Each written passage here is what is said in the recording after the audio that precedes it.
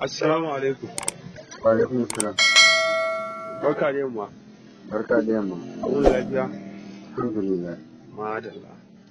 Allah ya taimaki kwamishina. Hello? Hello? Hello, Allah ya ƙara lafiya dakta. Yawa amin. Ya yimma? Alhamdulillah. Madalla.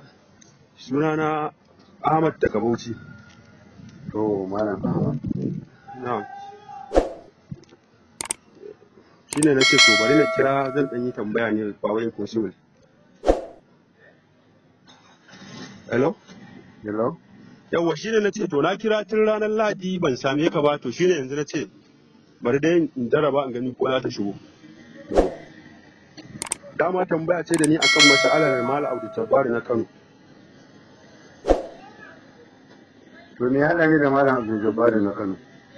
To ai ku kuka kama shi dakta kuka je kuka rufe shi to kuma mun Ai zalunci muka yi, zaluncin nan da muka yi masa shine saboda mun zalunce shi muna kan zalunci kuma za mu ci gaba da zaluntarsa.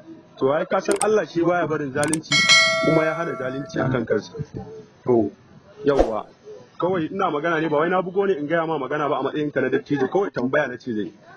To ina ruwanka da wani tambaya mun kama shi mun kulle shi mun zalunce shi saboda haka shi kenan sai a jira. To ai abubuwan Allah ya mana abin da zai mana. kuma mun gaba haka bane yanzu kaga wannan farfesa da kuka kawo gashi malam ya tsiye shi ya kai shi kasa ya kasa ba da amsa kaga wannan zalunci ne a matsayin ku na wanda Allah ya ba ku wani iko kuke ganin kun fi karfin sa to Allah Inda dai ku masu kare wanda ya zargi annabi ne mutum ya zargi annabi kuna kare shi Allah zai mana ya rage annabi malam mun bi wasu alan nan da kana nan da bakari Mika'il yayi wallahi duka karatuttukan nan sai da na bi su ce dakta ni ba na bugo ne wai da wani abu ba ina tambaya ne saboda na bi masa alan nan idan kana son kanka da kanka idan ka ƙara kiran wannan waya idan ka kuma kira da abin da ya same ka kai ka siya kar ka ba abin da zai same ni sai ikon Allah shi ke ka kuma kira in kai za ka kuma kiran ka faɗi abin da za ka wallahi duk zaluncin da kuka yi Allah